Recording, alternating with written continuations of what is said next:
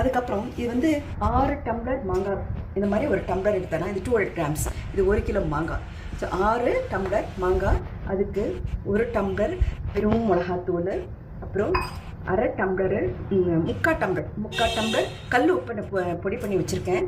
அதுக்கப்புறமா இது வந்து கடுகும் வெந்தயம். கடுகு வந்து 3/4 கப்பு, வெந்தயம் 2 ஸ்பூன் தான் போட்டிருக்கேன்.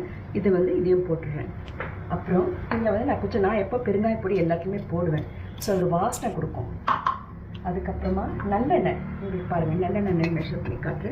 இது ஒரு 200 கிராம் போடணும். 200 250 போடலாம், கொஞ்சம் போடலாம், அவ்வளோதான். இதுக்கப்புறமா நம்ம கை விட்டாமல் இதை போட்டு நல்லா கலரணும். கலரிட்டு அப்படியே ஒரு பதத்தில் போட்டு அமுக்கி வச்சிட வேண்டியது தான். இது 3 நாள் பொறுத்து மேலே எண்ணெய் வந்துடும். அப்போ இட்ஸ் ரெடின்னு அர்த்தம். எவ்வளோக்கான எண்ணெய் மேலே வருதோ அவ்வளோக்கான அது ஊறி போச்சுன்னு அர்த்தம். அவ்வளோதான்.